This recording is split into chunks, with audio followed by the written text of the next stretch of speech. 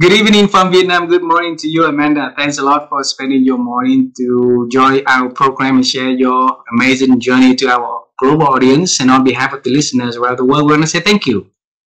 Oh, thank you. I'm so honored to be here. Amanda, you haven't been to Vietnam, so now you have a new friend, new family. So if you decide to travel to Vietnam, or if your assignment is sending you to Japan, it's pretty close to our country. So make sure that you put, Vietnam on the map for you to travel, and you know who to call when you get there. Okay. I will. That would be great. Maybe we'll do a book tour stop in Vietnam. We'll see if we can figure that out. Absolutely, and who knows if you want to have it translated into our country, I'll be able to connect our publishers in here. Also, that's a fun idea. Yeah. Okay. Already making dreams come true. Absolutely, absolutely, and in our culture, it's very honored if we can have you to share a little bit about who you are and the work that you are doing. Would you please do that honor for us? Yes, of course. So I'm Dr. Amanda Crowell. And I do a few things that all sort of center around the concept of great work. So great work is sort of my concept that captures the idea of work that feels meaningful and purposeful, like a calling. Work that you get excited about for reasons that just feel like they come from inside of you. They're natural. It's the work that we feel called to do. And often it's the work that we are the most quick to put aside and not get to and prioritize it at the bottom of the list. And my mission is to help people have the awareness that they're doing it, as well as the skills necessary to actually get to that work. Because it is my opinion, and I've seen it happen with hundreds of clients, that if we can help people do the work that matters the most to them, that has intrinsic meaning, then a lot of the divisiveness and outrage and so a lot of the stuff that we're just seeing in the world, nationalism, like all of those divisive mechanisms become less attractive, because we know that we're doing the work that matters to us and we're seeking the people that also care about that. And it creates natural bridges across previously perceived differences. And so I really have dedicated my last 3 years to the concept of great work. I have a podcast and I do live classes, and I have a book that the second edition of which is coming out on June 10th. And so it's really my great work is helping other people find their great work. Wow. So you're doing your great work and helping other people to find in and doing their great works also. So, thank you for sharing that. And for doing that, Amanda, I noted in the clock in here that you introduced about yourself and your work in less than 2 minutes. All right. And that's not cool. It's not fair for our audience. And we're going to travel time together. We're going to examine the journey leading you to do this great work and the ambition to help people to do their great works. How does time travel sound to you? Sounds good. I'm excited. All right. Okay. So I grew up in the middle of the country, and that is where the war happened, and devastated a lot of things in my city.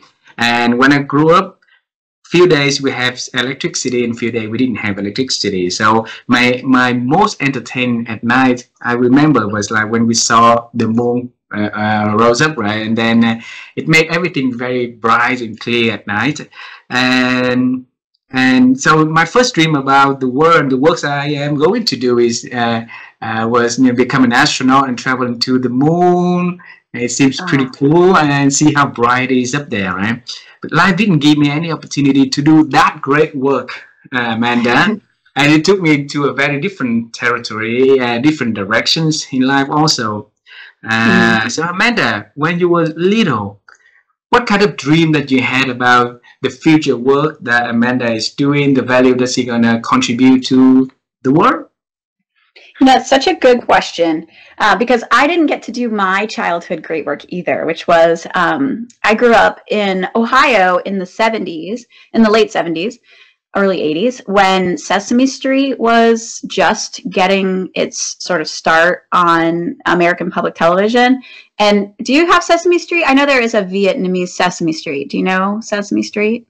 Okay, so Sesame Street is a children's television show that has Muppets, which are these sort of furry, ridiculous puppets that teach children, in the case of Sesame Street, they teach children the alphabet, numbers, and the purpose of Sesame Street was to reach out to students who maybe don't have the same kind of childhood as more privileged students. So at that time in education, we talked a lot about being kindergarten ready, which kindergarten is the very first grade of the American public school system.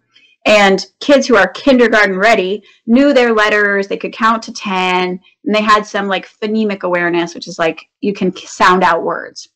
But really privileged kids would come to school knowing all of that, but other less privileged kids, more vulnerable kids, would come without that knowledge. And so it was already creating this difference between students. And so Sesame Street was started by Joan Gans Cooney in an effort to bring that information in a way that it could get to more vulnerable students so that they could be kindergarten ready. But the interesting thing about that show is that they got involved with a guy named Jim Henson, who was a puppeteer. He did the Muppet Show, and these Muppets were invited onto Sesame Street. And they're a lot of different Muppets, but the ones I liked the most were Bert and Ernie. And Bert was a buttoned up, he was like a very stern Muppet. He liked pigeons, and he wanted to clean the kitchen. He was like just a very straightforward, like, you know, upright Muppet. But his best friend was Ernie, and Ernie loved ridiculousness. Like he just ran around, and Ernie would clean the kitchen, and then Bert would come and mess it up, you know? And so they were like this lovely friendship. And it was the first time I remember thinking, oh, we can be friends with people who are not just like us.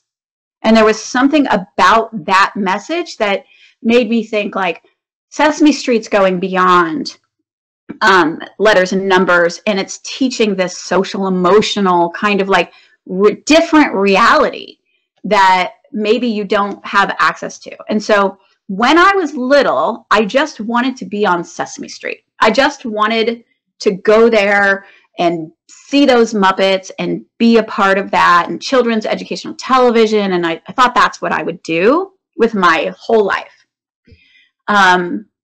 Because I just wanted to be a part of that. And so it's interesting because I did not work at Sesame Street. I did move to New York City with the desire, because it is actually recorded in Queens, New York. But it just didn't happen for me. But nonetheless, the thing that's interesting about great work is that the sort of golden thread that ties together what I wanted to do as a child and what I'm doing as an adult is definitely there. And so maybe someday I'll work on Sesame Street or somehow be involved in the Jim Henson Company. I'm not saying it's an impossibility, but it still feels very much the beginning of my great work, even though it didn't look the way I thought that it would. Allow me to bring you to one evening that you're watching the program, okay? And that moment where you saw when you came to the realization about, you know, Bert and Ernie, I write down here that, you know, maybe we can have, you know, we can work with, we can be friends with people that have different opinions than us, different way of thinking than us, right? Different way of living than us. What made you think that in that little Amanda brain at a very young age? There's a big concept for Amanda to realize about the world. So tell us. Well, you know, what's interesting about it is it has some of its roots are in Vietnam, actually. So I tell this story in my book also, so it's something I'm used to talking about. But so as a young person, I had two parents, and one was my father, who was deployed to Vietnam. And while he was in Vietnam, one of the things that happens to a lot of American soldiers who were deployed to the Vietnam War was that they got sort of hooked on drugs while they were there, as it was just part of the culture of the American soldier world, I guess. And my father also got hooked on heroin, actually. And it was challenging to know that about him as a small person and to wonder what it meant, because a lot of people think they know who you are when they know something that big about you, right? So, oh, you're a drug addict, or you are in recovery, or whatever it is, right? Like they think, oh, now I know who you are. But as a child, I didn't feel like that gave me any information about him, because to me, he was funny and nice and really one of the kindest people I've ever met in my whole life. And I think I was, even as a young person, trying to understand why we're so quick to think we know each other based on like information that, like, why do we think knowing that about somebody means we know them? And so there's so much more to people. And certainly there was so much more to my father. And he was also very silly. So he also loved the Muppets. And the whole Muppet gang, so there's Muppets on Sesame Street, but there's also Muppets on like The Muppet Show, which was more of a nighttime show. Sesame Street was on during the day, but The Muppet Show was on at night. And I would watch it with my dad. And it was like Bert and Ernie are just the beginning. There's like an eagle who's very judgmental, and there's these two guys that sit up in the balcony and heckle the Muppets, and there's Kermit the Frog as the main Muppet, and he's very like earnest, but then his girlfriend is Miss Piggy, and she's a diva. And so the entire Muppet crew is just full of, but at the heart of all of them, this is what I love about the Muppets. You asked the wrong question if you didn't want to hear all this. I love the Muppets so much. So the thing I love about them is that no matter what was going on with them, even if you were like kind of a jerk Muppet, at the heart of all Muppets is kindness. They are good friends to each other, and they are all very different, and things are always blowing up. Like somebody's always blowing up the kitchen, and Kermit's like, they blew up the kitchen. But at the end of the day, like the entire Muppet ethos was about that question. And so I felt very supported as a young person, like trying to make sense of the world, and someone so close to me being so misunderstood is how I felt at the time. And really trying to understand this complicated world that I found myself in through this very child-friendly vision. So I think I was thinking about those ideas anyways in the Muppets. I think Jim Henson was thinking about it too, the creator of the Muppets. And so it was almost like meeting through the screen, like meeting a bit of a soulmate, you know, like somebody who was also obsessed with the same ideas. And that's great. It was really great. Wow. So it means that Jim Henson did great work. Oh, yes, yeah. He sure did. Yeah. In fact, the second episode of my podcast, Unleashing Your Great Work, he's the focus of unpacking what great work is. I use Jim Henson as the person to unpack what great work looks like. Wow. Okay, we're gonna get into the great work in a little bit later in this episode, right? But I wanna continue traveling time with you. You know, from that little girl watching the show until what she's been doing now is a huge, journey in between. It is. All right. Yeah. So what did you do, along the way before you get into the work that you do here? Share with us the pivotal moment, please. Yeah. Well, so the Muppets on Sesame Street were one part of my love of Sesame Street. The other part of the reason Sesame Street was such an enduring influence on me was the education part. So I went to my undergraduate degree desiring to create accessible learning experiences for kids who were vulnerable, who, weren't getting because I was that kind of kid, actually. Like, I didn't have a lot of privilege at all, or any. I mean, I guess I had some, everybody has some, but, I was poor, and it was Sesame Street that really kind of made me think like, oh, there's other kids like me who deserve the same access to this information. And then I was very, very lucky and blessed to get a free ride scholarship to my undergraduate degree. And I studied their communication with the idea that I would go work in children's television. But it was the education part that kept capturing my attention, particularly the learning piece. And so my master's degree was in applied developmental and educational psychology. So how does the psychology of the human being play out in the context of schools? And then my PhD was at Columbia University in New York. That's how we ended up in New York. And the focus there was trying to understand the purpose of education. And then once you understand the purpose of education, then you can do a better job of making sure that education meets the goals it's set out. Because it doesn't always meet the goals of a sort of high, a sort of high vibe version of education. So in my PhD, I worked focusing on, that's where I really became a cognitive psychologist, where I'm trying to understand, or at the time, and still, trying to understand how human beings change their minds. And learning is a process of changing your mind. You go from being a person who doesn't know something like multiplying fractions to being a person who does know that thing. So your mind actually changes. We know that it physiologically changes through neuroplasticity, but also just our beliefs change, our prior knowledge changes, like your brain physically just changes when you learn things. And I wanted to understand how exactly that happens so that we could develop and design schools that do a better job of leveraging the human brain in the context of schooling. And what's interesting about that is a lot of what we know about schools and how to really motivate students, support them, make them feel like they belong, teach them complex ideas. A lot of that we know about schools actually is what we know about people. So adults also struggle with the same things kids in schools struggle with. And that's where the TEDx talk came from, was I was using educational psychology, applying it to adult life. So the 3 mindsets that stop you from doing what you say you want to do or doing your great work, is how I talk about it now, are 3 academic mindsets applied to the adult world. So we think we can't, we think people like us don't do that, and we don't want to. Those are the 3.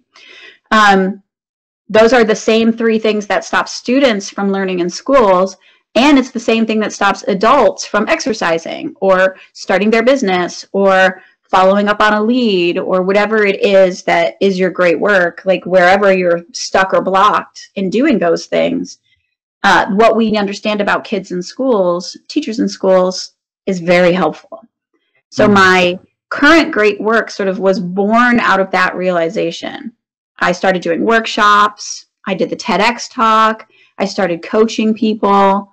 And I wrote the book. Like, it all emerged out of that realization that I actually know a lot about what it takes for a person who, I mean, because lots of kids feel misunderstood and like not that motivated about school. So if you can intervene and make them feel like they belong and that they are understood and that they can do it, you see amazing transformations in students. And I've seen it also with adults using a lot of the same information. Wow, Amanda, that's something big in here, and I wanna dive it back with you in time again. Okay, so there's 2 pieces from the shows that you mentioned earlier. One is about like the vulnerable, the show for a vulnerable kid, right? And then the another one is for the education part. Yeah. All right. And since when you realized, at what age did you realize, the importance of the educational part of that show? Well, so when you are a kid, education is life. You go to school. That's where your friends are. That's where the other adults are. Everything you're doing, you don't even think of life outside of school when you're a kid, unless you have to for some reason, right? Like your life is complicated in ways that does make you think about it. But for the most part, kids go to school and then that's what they do. So when I was trying to understand life as a kid, I was really trying to understand school. But then when I went to college and I looked backwards, what I realized, because like I said, I was really lucky to have great teachers in my childhood who encouraged me. And then I was really lucky to get money to go to college because I couldn't pay for it myself. And ever since then, I've just been really lucky to have opportunities to continue my education, to get a master's, to get a PhD, all of that. And so there was a moment when I realized there was life outside of school, but by then I think I was still really focused on life inside of school, because my passion when it comes to education is very similar to my passion when it comes to great work, but it's that I know that we're missing the people who can save us.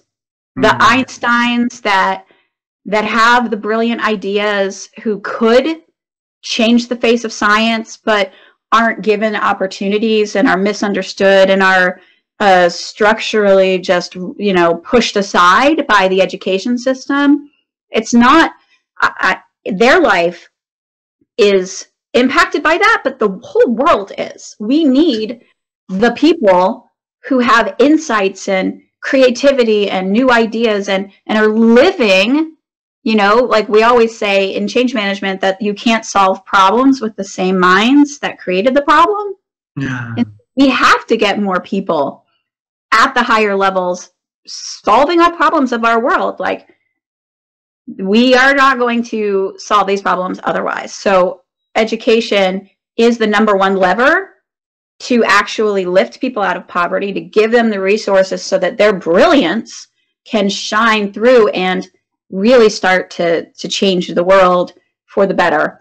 And I really believe we need more diversity of opinions at the level where decisions are being made. So education is my part of paving the way for more people with more experiences that are more in touch with the way it is for most people. So education is always like, it just feels to me like the place where I understand what's happening and I can help make things better. Once they become adults, I can help them through the great work stuff, but education is it's just such an amazing opportunity, because they're little, they're young, they can still have new ideas, they can see the world in a different way, they just do see the world in a different way, and we need more of that in our world, in my opinion. Amanda, the reason I asked for it is because you look at from a little girl, right, to the journey of growing up and adulthood, right?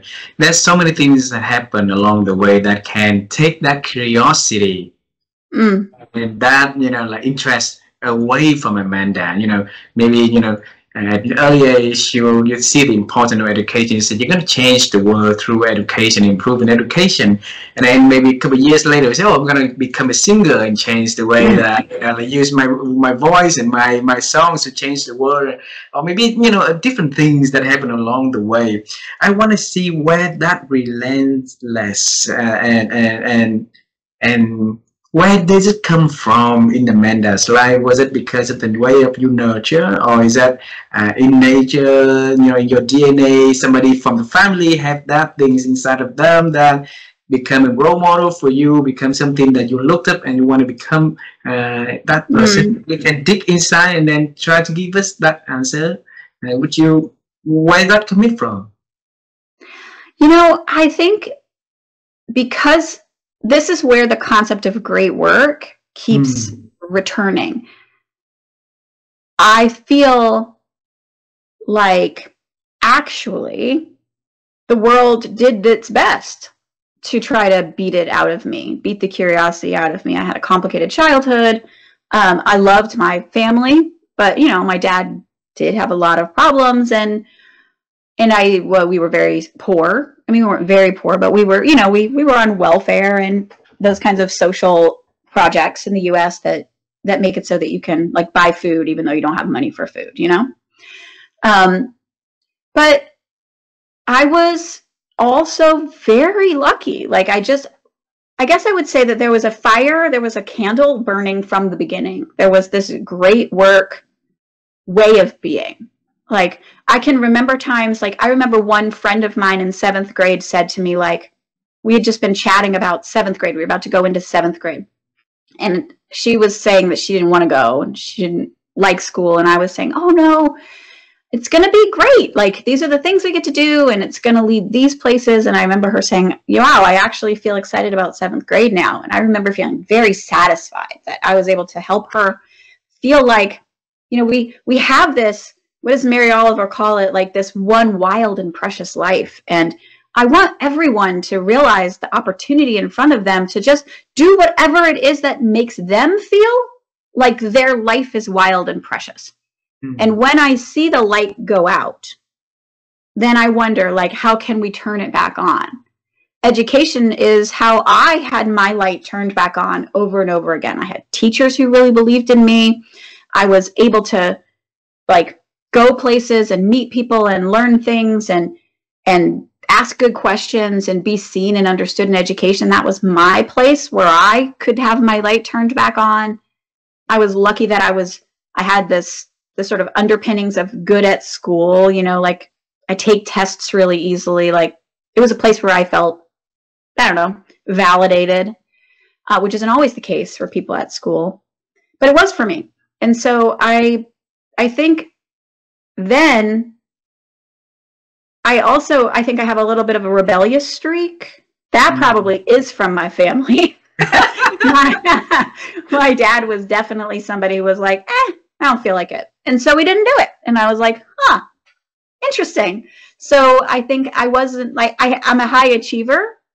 So a lot of people like me are very type A and like kind of rule followers. And I was like successful, but I often didn't follow the rules. I was like, and that gave me, you know, and I was still very successful. So I kind of got this glimpse of another way that you could be successful. And I thought, oh, people need to know this. People need to know that you don't have to be like under the thumb of expectations. And so I always, because I have this education bent, I'm always turning back around and saying, come on, like, I'll help you, like, come and we'll do this together. And then I was lucky, I think, to find the right people who really benefited from that. And I realized, wow, this really works. And I can help people stop feeling so like having their light turned off. Like, I really think that if we can turn the lights back on inside of people, we won't feel so much like being aggressive towards each other. And I'm very worried about that for my children and for the children in the schools that I, you know, help improve. So I think it's always been there and I won't let it go. Like, at this point, I'm like, I've built an entire like protective structure around that flame. Like, I'm not letting it, no one can turn it off. Like, I've decided for myself that flame is very important to me. It's my great work. And whatever I'm doing, whether it's writing a book or I wrote a screenplay or teaching my students at Hunter College or having a podcast conversation like this one, like, I know that I feel strongly that I was put here on this planet for the purpose of helping people realize, like, all is not lost in your life. In the world, yes, but also in your life. If you feel better in your life, then we're all going to get better out here. So I don't know if it's the answer, but I feel like it's an answer. And the more I talk to people on podcasts and write books and what have you, I'm more and more convinced. So you're responding to that same flame. You've been responding to your calling. That calling, yes. That great work that been waiting for you, that creative genius has been waiting for you, Amanda.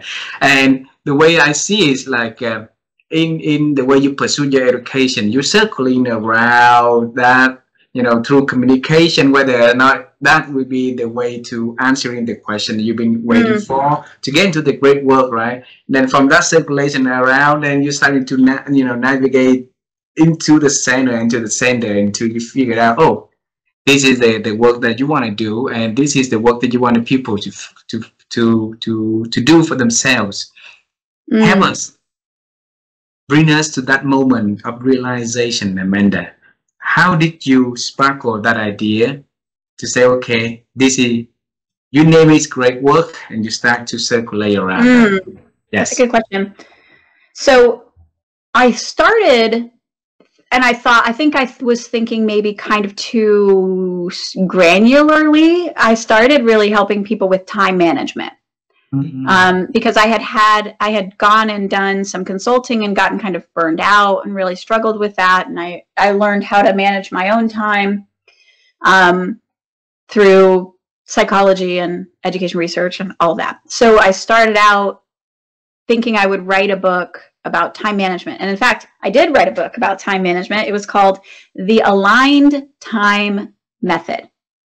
But as I was developing the book, I was talking to an editor and she's like, but why, Amanda? But why would we care about aligning our time?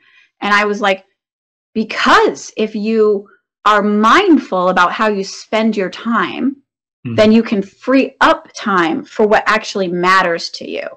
You can, and she's like, but why? You know, it sounds like most typical time management talking heads, it's like how to do more. But I was going on and on about how to do less. Do less of what doesn't matter so that you free up this space to do your great work. And into that space, as I was talking to this editor who was helping me, I got really like animated, and I was telling her, like, we have to do the work that lights us up. It's why we're here. Like, the world is changing at a rapid pace. We only have one life. Like, it was all this stuff, right? And she was like, well, that's what the book should be about. And I was like, this is bad timing, because I'm supposed to send this book to the page formatter in a month. And she's like, but you can't write the book without the beating heart of it. And so we realized that, and so I rewrote the book. It became the first edition of Great Work, and it has the Great Work method in it, what used to be called the Aligned Time Method. But it also has this Great Work piece, which is what I think really was the beating heart of it. The rest of it is tactics. You know, like, we know, the thing that's crazy about psychology is we understand humans at this point. We know how to help humans do anything that they want to do. A human says, I want to do that, we can help them do it. But like, still, people are stuck. They're burnout. They're imposters. They feel unfulfilled. They feel miserable. They feel lonely. They feel depressed. But I really think not all of it, because of course there's biological things to depression and anxiety and stuff. But when we are lit up from the inside, when we know what it is we're hoping to accomplish with our lives, because we're uniquely positioned and passionate about it, then we're willing to do all these tactics. You know, like, we're willing to say no to stuff. We're willing to time block. We're willing to persevere when things get hard.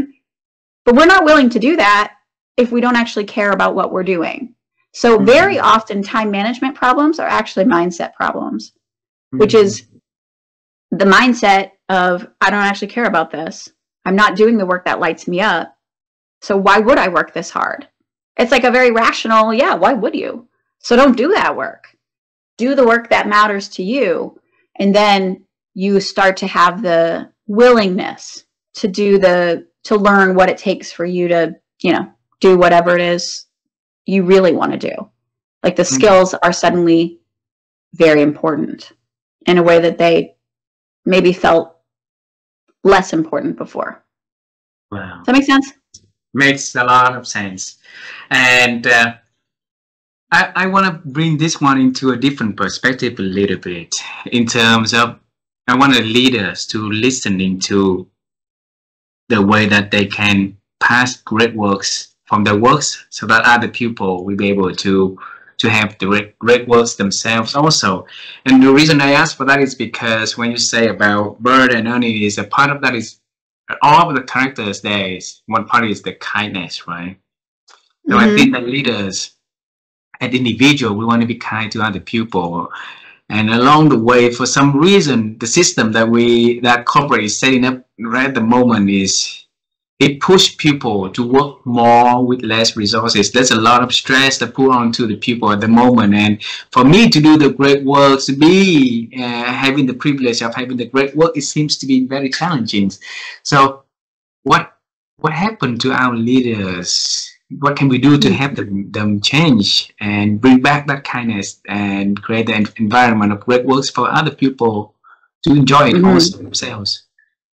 It's a very timely question because of the incredible efficiency that is made possible through artificial intelligence, right? Like, we know this, we're having this moment where artificial intelligence can do all this work, and it feels very challenging and scary for people, that we're going to end up just writing human beings out of the experience of life on Earth, basically. Like, we don't need humans anymore. People are saying things like that. And I think that it's the culmination of a scarcity understanding of the world that is so pervasive, and it does start in schools. But it's this belief about the world that we know its bounds, like we understand what the world is, and it's just this. And as I win, you lose. As this ends, I'm in trouble. It's a very, I think it's a misunderstanding about the nature of life that actually, and it does get back to leaders, but I think it's like, we're all so afraid, like psychologically, we're 10 times more afraid of losing what we have than not getting what we want, right? Like, we are so protective of what we already have. It's just a biological thing. But the reality is that when we're losing what we have every day, we lost yesterday, because now it's today. We lost our childhood to become an adult. Like, there's loss as part of life, but we've set ourselves against it as a people, like especially as corporate entities, we set ourselves against loss, which is kind of like setting yourself against death. It's like, you can if you want, but you will always lose that, like, you're going to die. We're going to lose what we had to get what we want. Like, that's just how it is. And so I think that what has happened to leaders is that they're surrounded by a scarcity understanding of the world. They have to protect what they have, and they don't have the skills to realize, they might consciously, cognitively know, I can't get what I want actually without these other people. But other people are messy. They're full of problems. They think differently than you. They stop you from fastly pursuing what you want. But we don't feel like we have the skills to actually work with those people to get what we want. And so instead, we do what the human does, right? We collapse down into a scarcity mindset, and we protect what we already have. And that is not a kind place to be. A dog backed into a corner, afraid of being hit, is not a kind dog. And a human backed into a corner, afraid of losing their job and their financial security and their kids' future, is not a kind person. And so I think that kindness comes from relaxing into the belief that whatever happens, I've got the skills to handle it. And if I don't have the skills now, I can develop those skills.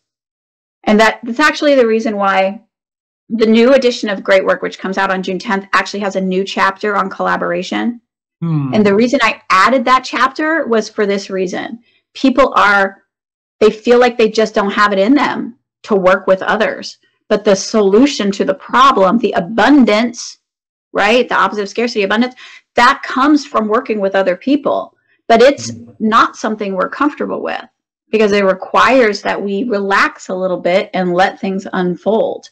Out of that comes great abundance. Out of that comes great innovation, creativity, all the things that can solve wicked problems and make us feel better as human beings in our bodies. But it requires trust.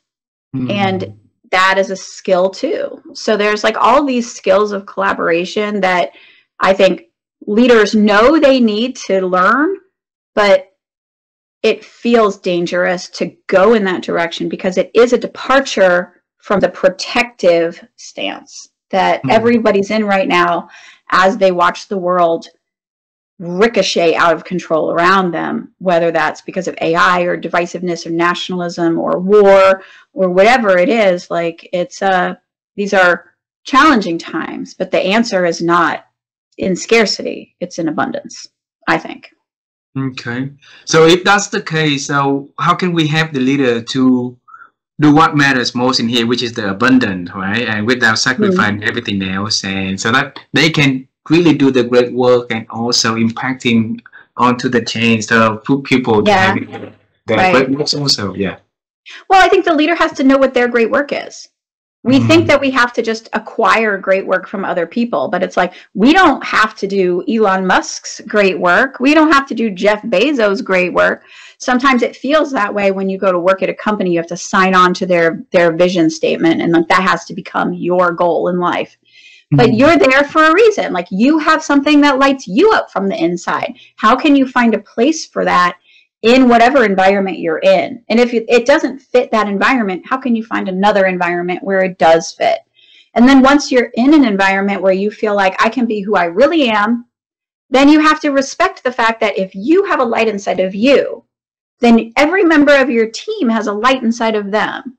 How can you then, there's a certain set of skills that are helping other people recognize what their great work is, and starting to piece the puzzle together so that everybody is bringing their interests, their passion, their hopes for the future, and their curiosities, all the things that we know make intrinsic motivation. How can we bring those onto the team?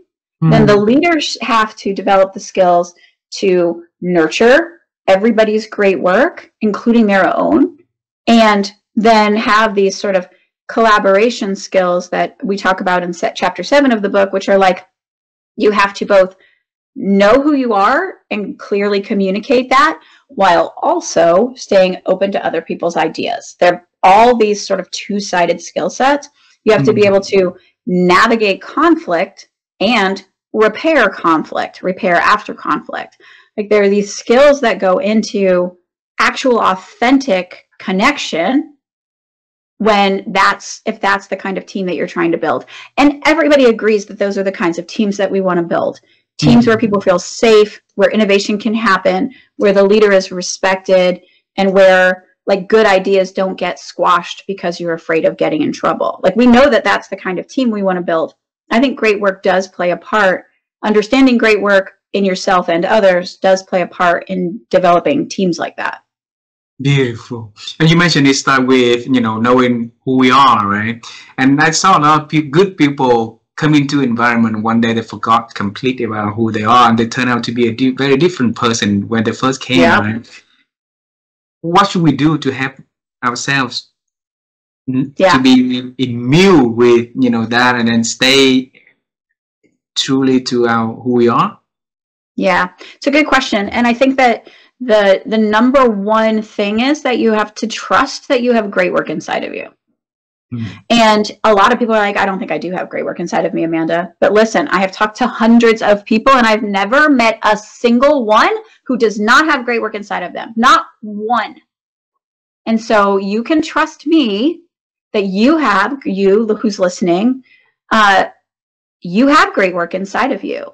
And if you believe that, if you really hold it inside of you, then the job is to excavate it.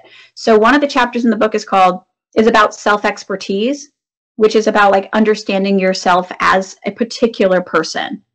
Like, I happen to be a person who does my best great work first thing in the morning. I have clients who they do their best. We call them hours of greatness. They do their hours of greatness from like 11 p.m. to 2 a.m. And I'm like, how can that be? I cannot understand that. But that's their self-expertise.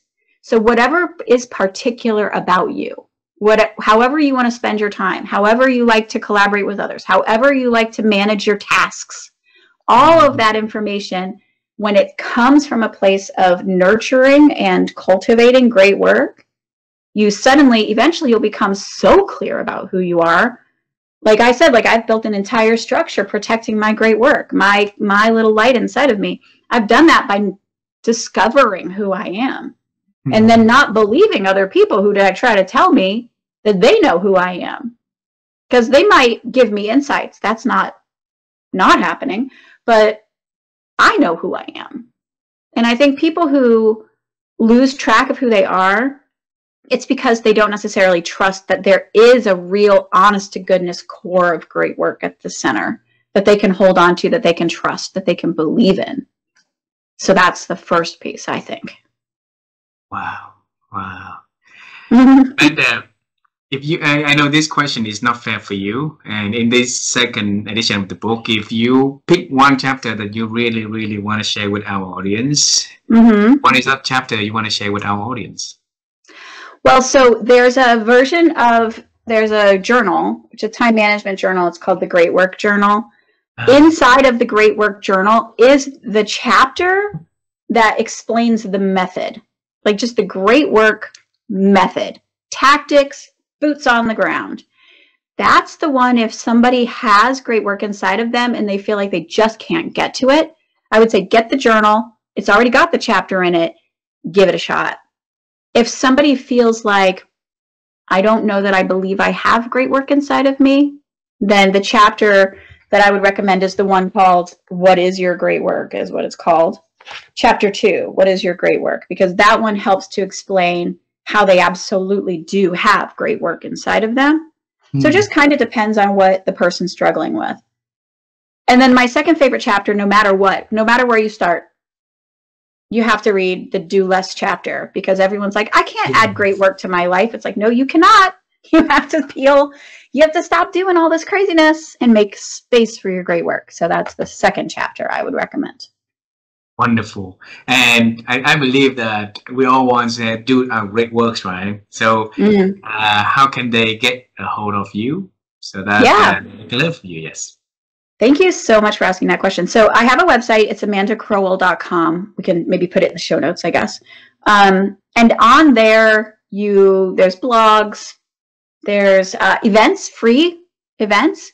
They are usually at noon Eastern Standard, so like New York City time. But they're international, they're online, they're on Zoom. Anyone could come from anywhere in the world. We had someone from Dubai on the last one that we had yesterday. That was really cool. We'd love to have friends from Vietnam. So those are great ways to like come hear more about it, or the live events. There's a podcast, Unleashing Your Great Work. Those are conversations with people about their great work. Those are really good. We'd love to have you on the podcast if you're interested. You could come and talk about it. Yes, absolutely. Yeah, that would be great. So yeah, just come join the Great Work universe. Buy the book. It's coming out. It should be right now. It's only pre-selling in the US, but on June 10th, it's available on all the Amazons everywhere. So we should be able to get it anywhere in the world on June 10th. And the journal also is on Amazon, so it's easily shipped anywhere. So I'd say just come, hang out.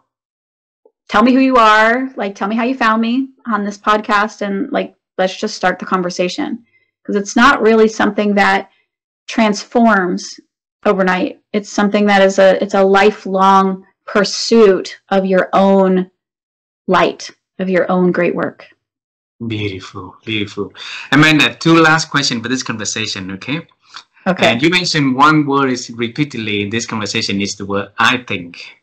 And my wife and I, we have the belief that our thinking has a lot of issue at the moment because of so many things out there that distracting our ability to think, and that ability to think is diminishing over time. So every conversation like this is an opportunity for us to get something for our audience, to listen, to reflect, and to improve their ability to think. And we believe that is where the transformation starts, right? For them to have great work also themselves. So Amanda, how have you been growing your ability to think over the years? Whew, that's quite the question for a cognitive psychologist. So I think the key to developing your capacity for critical thinking and creativity and innovation and all the things that we want thoughts to result in is to trust that your thoughts are important, that you actually developing the capacity to find out what you think, that thought you're giving the time to could change the world, and really believing that it's worth it. So then when you have to put your phone down because you've decided you don't want to just fall asleep playing Candy Crush or whatever it is people are playing now. You're doing it because you believe that the thoughts you're cultivating, the space, the garden in your mind that you're nourishing can actually bear fruit that will make you so happy. It will make your family proud, and it will make your world better. And if you believe that about your thoughts, then it's worth the trouble to do all the things the other people on your podcast have probably said, like put your phone down and, you know, whatever else it is, read books, you know, all that stuff. But to do that, you have to believe that you've got something really important that could come out of that brain of yours. So give it space. And that links directly to your great work also, the work that you do also, right? Wow, yeah. That's a very powerful one. Last question, and we're gonna travel time together one more time, okay? Okay. So assuming that you, me, travel with that little Amanda, and I think the show you watch, was it the mornings, right? Yeah. And the three of us gonna sit into that room, and the host, the program owner, Jim Henson, is the name I wrote correctly, Jim Henson? Yeah. Okay, that guy is also there. Okay? Oh my God, this is so thrilling. Yeah. So if you tell that little Amanda something to talk to Jim about the program, about something that, you know, anything that you can talk to Jim about that show, what would you tell him? Oh. Honestly, I think I would just want Jim Henson to know that his great work has changed my life. And like, even as a little person, I would just want me to hug him. Because, he made me feel understood in a way I haven't felt since, really. I can't think of another artist who made me feel the way Jim Henson has made me feel in my life. And I could feel it even then as a little person. And to some of the kids who were on Sesame Street got to hug Jim Henson. Well, they would hug Kermit the Frog, who was Jim Henson. Like Jim Henson was here and Kermit was here because it's a puppet, you know. And I was always so jealous of those kids. So I would say just hug Jim Henson so that he knows that his great work changed my whole life. Wow. See, when you do something great, when you do something great, right, your great work will definitely impact not only you but to many other people out besides you, right? And I hope that many of our audience will be able to reach out to you, to read your works, to learn from it, and then being able to do their great works, because they will never know how their works impact and create, you know, change for other people. So Amanda, thank you so much for doing your great work, and thank you so much for helping others to do their great works. It's such an honor for me to have you on the show and having you share your stories. I love you, and I look forward to seeing you in person one day soon, okay? Yes, sounds great. Thank you so much. I appreciate this opportunity. Thank you very much. You have a wonderful day, please. You too. Bye-bye, my friend. Goodbye. Bye. Okay. Thank you.